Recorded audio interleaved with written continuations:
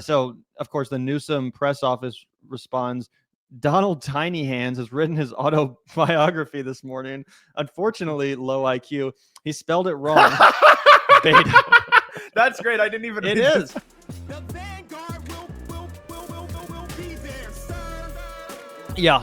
I mean, for a long time, people wrote this guy off despite his obvious presidential ambitions. People even talked about him potentially getting in the race last time and challenging Joe Biden, something that, frankly, he should have done. Probably would have won that primary. Either way, he's definitely going to make a run for it in 2028. There's no fucking doubt. I would bet all the money in my bank account that Gavin Newsom runs for president. Not that that's a controversial take. I think everyone knows that. But Zach, we did have some commentary the other day. We talked a little bit about Gavin Newsom. This was probably 4 or 5 days ago. And it was right at the very beginning of this new Twitter strategy of his, where he's like, I'm going to be the Democratic Trump.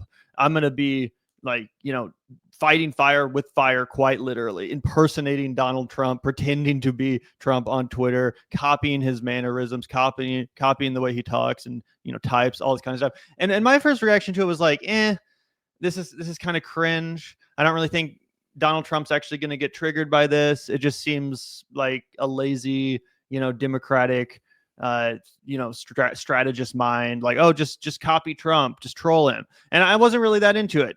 But I will say he's committed to the bit.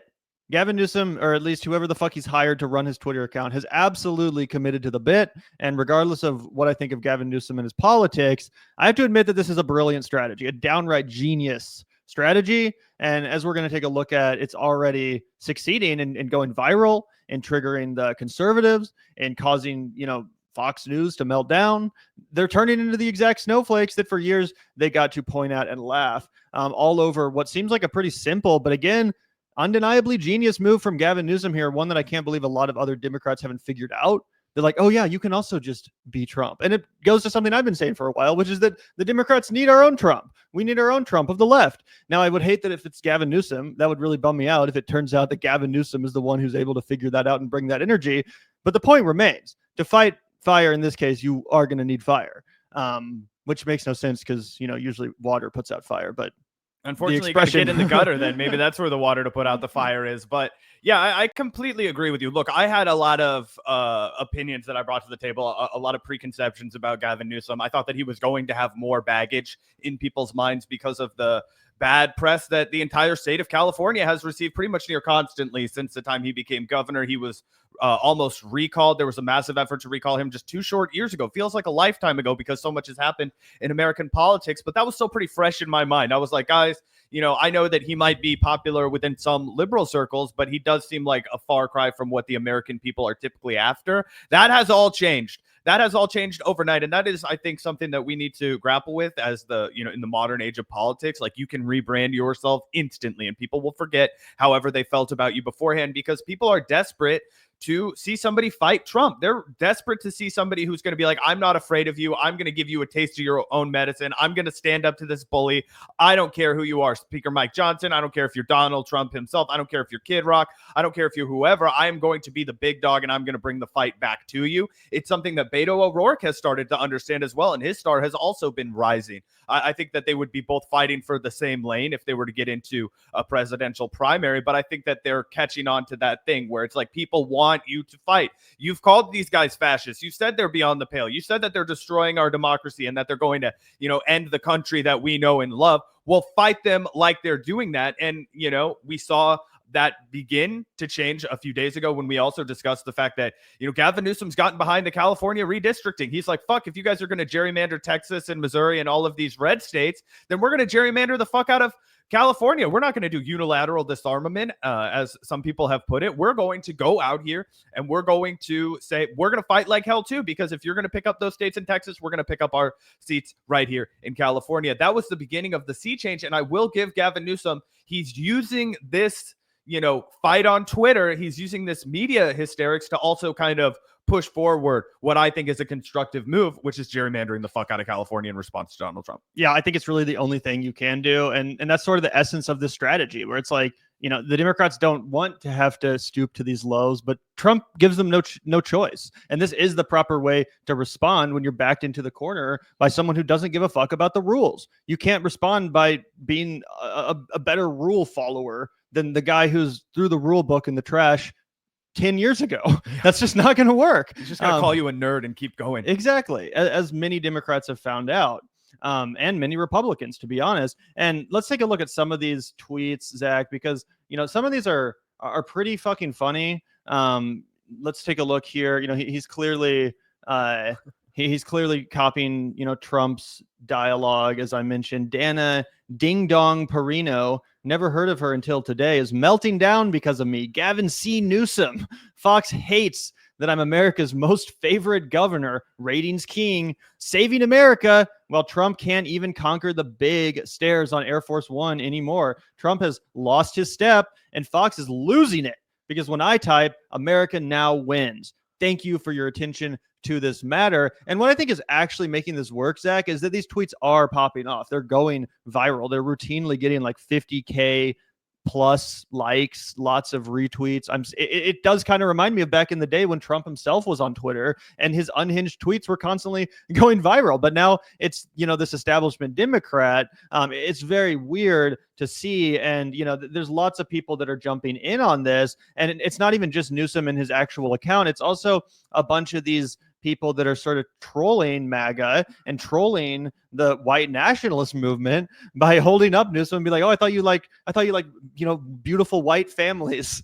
Well, look at this. I thought you hated immigrants. Well, look at this. And, it's kind of disturbing to see people, invert or appropriate these like Nazi kind of posting, styles. But I also do think it's funny and kind of necessary, right? It's kind of necessary to get in the fucking gutter with these people and be like, no, fuck you. You don't have you don't own edgy humor. You don't have a monopoly on edgy humor. And also let's point out your hypocrisy while we're at it. So I don't have a problem with it. I know some people are pearl clutching over these kind of jokes, but I think it's pretty clear they are jokes. What's your take on this kind of stuff? Oh, yeah. I mean, I really like the way this guy put it. We are reaching levels of dark woke never thought possible. Clearly, this is tongue in cheek, guys. Clearly, it's a fucking joke. And the reality is that what is effective about the Gavin Newsom embodying Trump is that people are so done with the veneer of respectability. People are so done with the public position and private position, right? People don't care how unhinged you are as long as they feel like you're actually saying something that they want to hear, right? They want you to just cut right through it. And they feel like I think Gavin Newsom is a huge poser. And I think that this is all politically calculated. I'm not sure that he's willing to actually fight like he's pretending he will. I'll reserve that judgment for if he follows through and gets this stuff done. And I will celebrate and praise him for it. I just have my reservations right now. But the reason people are attracted to this is because it is bold, because it is direct, because it is him saying, I do not stand for this anymore. Democrats have this reputation of being cowards, right? That they're going to roll over like dogs, okay? That they're going to just give the Republicans the game away and that they're not going to fight for anything, that the Democrats are incapable of drawing a line in the sand and firing back, right? This feels like Gavin Newsom is ready to fire back, and that's why people like it, and that's why it's creating a movement behind him, right? Gavin Newsom was such a stale guy. He was so obviously corporate liberal. He gave off the worst of Silicon Valley. People forget he was the mayor of San Francisco, right? So he is very much that kind of California Democrat. He looks like an elitist. He probably smells like an elitist. During COVID, when he was telling everybody to mask up, he was going to fucking fundraisers at the French Laundry and looking like an asshole. I don't even know if it was a fundraiser. I think he was just hanging out with his friends there, wasn't he? I thought it was a fundraiser, but maybe not. Either way, he was not in a mask, and there were a bunch of other high-level California politicians there. And it was just a horrible look for him, such a two-faced kind of thing. And the embodiment of the liberalism that people hate. If he can, cast that aside and rebrand himself as, no, I'm an authentic shoot from the hip kind of a guy, I think that because of the fact that he has the pedigree of being the mayor of San Francisco and the governor of California, and he's a handsome guy, he could be a real threat in the primary. That's for damn sure. Yeah, 100%. I think he should really stick with the dark woke thing. I think it's madness that no Democrat has figured this out. And honestly, it makes the Kamala Walls campaign all the more embarrassing. They could have done this. Yeah. They could have done this. Yeah. And they didn't. They chose to, if they go low, we go high. And we're not going to get in the gutter. We're serious. Let's take a look at this one. I thought this was hilarious, Drew. So Trump, classic Trump tweet. This is kind of like the Covfefe thing. He just randomly, accidentally, I don't know, drunkenly, who knows? I guess he doesn't drink, but maybe he was on fucking some sort of drug. He says, Bella.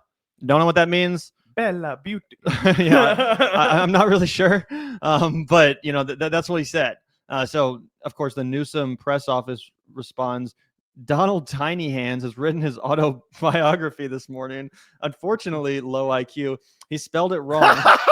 Beta. That's great. I didn't even. It read is. This is actually the one that won me over, guys. Because I'm like, it's hard for me to give this guy credit. I want to be a Gavin Newsom hater, because obviously he sucks when it comes to policy. He's probably a Zionist. He's done horrible things to the homeless population in California. I don't like giving him credit, but when I saw this, I had the same reaction you did. I laughed out loud. So I read the Bella and I'm like, oh, Donald Trump, tiny hands. My brain just kind of tunes out. Right? What? When you read that, and it really got me, guys. That was a tremendous joke. As a guy who loves a joke, man, chef's kiss. I applaud you. Yup. And he says, soon you'll be a fired beta because of my perfect, beautiful maps. Thank you for your attention to this matter, Gavin C. Newsom. I guess I don't know what his middle name is. Yeah. But either way, pretty funny stuff. You can't deny. Gavin Charles Newsom. That would suck. I really hope it's not. I don't think it is. As a fellow Gavin, I need to at least keep my middle name intact. But it's Christopher. We're close. We're close. You narrowly escaped it. But yeah, a lot of these are undeniably funny. And again, it's not like I'm super eager to be giving Gavin Newsom credit. But it's funny shit. I can't deny it. A lot of this is funny shit, and you actually can imagine it kind of getting under Trump's skin. You know what I'm saying? You can imagine Trump, who's himself not on Twitter anymore or X or whatever. He's relegated to his own stupid fucking platform. You can imagine him logging on to X, seeing these Gavin Newsom posts going viral, and being like, "Oh shit, what's happening here? This used to be me. I used to be the one that was like triggering the fuck out of all of these libs constantly." And yeah, I think Gavin Newsom's doing a pretty good job as far as this online, sort of strategy goes. Who knows if it'll translate to people IRL. But as far as an online strategy, I can't really think of a better way to attract attention, at this stage in time. Obviously, we haven't even had the midterms yet. The primary itself is still like 3 years out. But as far as just kind of building a name for yourself and taking that mantle of like, I'm the leader of the resistance, I'm going to be the one who's the boldest and the most aggressively anti-Trump. It's kind of hard to see anyone else taking that lane now that Gavin seems to have just fucking, taken it all up. Yep. Oh, 100%. And I love the leaning into the I hate Kid Rock shit. That's gold. That's gold. Kid Rock is washed, and all he has is his political celebrity that he earns from, hanging out with Donald Trump and being a MAGA rocker or whatever the hell that is. But I saw this one, and this was also pretty damn good. Oh, here, let me swap it out really quick. Kid Rock wants you to support Gavin Newsom making the AI shit. He's like, I accept. And this really triggered Kid Rock because he comes out and he's like, I only support Gavin Newsom will ever get out of me is from D's. No, I totally fucked that up. The only support Gavin Newsom will ever get out of me is from D's nuts. LOL. Yeah, that's pretty funny. There's one more that I wanted to pull up. Which Vanguard pod weighed in. You're going to make Gavin do what with your nuts?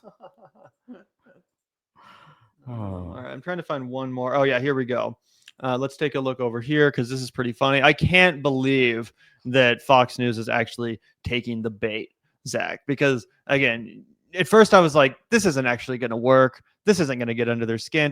He's just pretending to be Trump, but he's committed to the bit. It wasn't just like a day of him tweeting like that. He's still doing it, and the tweets are racking up views. Maybe they have a bot army on their side. I don't know, but the appearance is certainly that these tweets are popular, that people are thinking they're funny and viral, and it's working. Undeniably, by every single metric, it's working.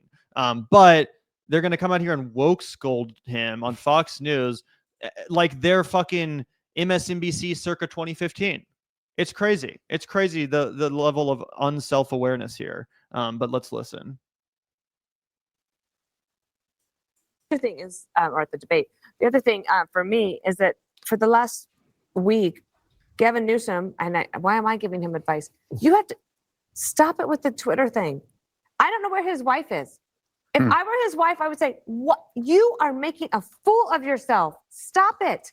Do not let your staff tweet. And if you're doing it yourself, put the phone away and start over. And if he's got a big job as governor of California, but if he wants an even bigger job, he has to be a little bit more serious." LOL. That's so fucking hilarious. Without a hint of irony. This isn't tongue in cheek at all. This lady is fucking brain dead. Yeah. So crazy that she could say that with a straight face. Oh, to become president, you have to be a little bit more classy. Come Oh. on, bro. To be president of this country? Come on. It's like, bro, look who's president right fucking now. It's genuinely crazy. And they're not the only ones that are falling for the trap and trying to woke scold Gavin Newsom and his, new Twitter account. So here is Tommy Lahren actually trying to woke scold the account for making a joke about how this dude looks like Nancy Mace. I don't know who this guy actually is. I guess he's some gay conservative man. But they made this joke about how it looks like Nancy Mace, which is hilarious. Oh, it's a good one. It's edgy, but it's hilarious. And Tommy Lahren goes full fucking woke scold. She says, "You're kidding me, right? Your state and your bullshit governor rant and rave on a daily basis about protecting gay people, and you're really going to use your official press office account to troll a gay conservative and call him a woman?" So straight up, like just straight fucking woke scolding. Yep. And they pointed that out. They said, "You sound woke."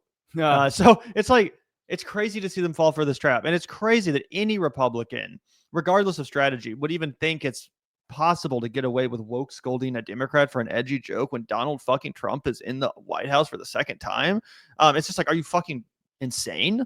Not only that, she implies that he can't be tweeting if he's actually effectively running the state. Meanwhile, Donald Trump live tweets from Truth Social and calls into every single Fox News program that will have him. I mean, it's absolutely nuts. And the one thing I'll also point out to everyone is he is brutally ratioing all of these motherfuckers. I mean, the population is on his side. This is a Nazi-run website, all right? We all still kind of put up with it for our jobs. It's one of those, there is no ethical It's a consumption. Nazi-run country. Yeah, exactly, right? There is no ethical consumption in America, but we have to understand when we're looking at the data that overwhelmingly the people who are using this platform are Nazi bots and Nazi people, right? And to still bring out far more people who are supporting Gavin Newsom over the likes of Kid Rock, Tommy Lahren, Donald Trump, all of these people just get brutally ratioed on a platform that was designed to amplify them alone. I mean, I really think it speaks to how popular this is. And one other thing that I think really speaks to how popular this is, Gavin, is the fact that his popularity and his likelihood of being president is surging in the betting markets. Now, guys, a lot of you guys will be like, why are we looking at betting markets? Fuck Poly Market. It's run by Peter Thiel. It is a tool for understanding where the momentum and energy is at. Now, you guys know I'm a predicted loyalist. I would never actually spend any of my own money on Poly Market. But the reality is that this is very interesting data to look at. About a week ago, and honestly, really only about 5 days ago, as we were talking about, we covered it the day of when he really started to lean into this. It was around the 14th of August. All right. You see from here, just an absolute surge, 5-point jump in under a week. Okay. When nothing's really happening that would give him an excuse to do that, he just changed his strategy. He changed his course. And the only two people who have shown any kind of breakout momentum has been him and AOC. And to be honest, AOC dragged for a little bit and has, kind of come back into the spotlight recently in the betting markets, but still down by 10% in the likelihood of the Democratic nomination. And we can check out also Call Sheet, which is like diet Poly Market. If you can't stomach Poly Market and the bet you want isn't unpredicted, some people use this. But it's also showing pretty much a straight line surge for Gavin Newsom. And even over the last 24 hours, just a complete jump. So pretty crazy. The people are interested in this. Now, all of the markets still have a pretty favorable lead for JD Vance as the most likely to be president in 2028, which I think is cap. I'm happy to come out here and say I think that's bullshit. If it's a free and fair election, I agree. If Trump, puts his thumbs on the scale, and I mean, they're getting rid of like mail-in voting. Who knows what they're going to do? Yeah, I pulled the story if we have time to talk about that because that's absolutely nuts. But my question for you, Gavin, is assuming that everything stayed, and I don't think they will, right? There's still 3 years plus until the next presidential election, and we have the whole primary and everything like that. But if the data was frozen in time and Gavin Newsom was up against JD Vance in a free and fair election, do you think Gavin Newsom walks off with it?